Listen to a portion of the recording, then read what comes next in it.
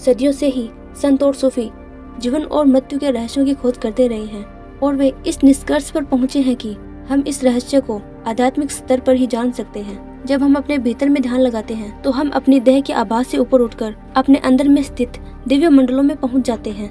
लगातार अभ्यास करने पर हमें यह विश्वास हो जाता है कि इस भौतिक शरीर से परे भी दिव्य चेतनता से भरपूर कोई जीवन है। बस अंतर के रहस्यों की खोज हमें खुद ही करनी है।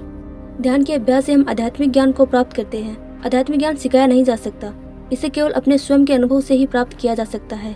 हम मानते और विश्वास करते हैं कि हम अपने आप को भलीभांति जानते हैं, लेकिन जब हम स्वयं के भीतर गहराई से झांकते हैं तब हमें ऐसी बहुत सारी बातें मिलेंगी जिन्हें हम नहीं जानते। आप अपने खुद के जीवन की परीक्षा करें कि आप केवल अपने भौतिक सुख को खोजते हैं या आप अनुभूति और आध्यात्मिक ज्ञान के लिए प्रयास करते हैं। खाना पीना, सोना और पैसे कमाना हर इंसान के जीवन को पूरा करता है। यदि हम केवल उसी के लिए कोशिश करते हैं और किसी उच्चतम के लिए नहीं, तो हम अपना मानव सामर्थ्य व्यर्थ करते हैं। लेकिन जिनका मन अस्तित्व के अवसर के प्रति सचेत है, वे आध्यात्मिक अभ्यास, उनके धार्मिक विश्वास चाहे जो भी हो, वे ध्यान और प्रार्थना के लिए समय निकाल लेते हैं।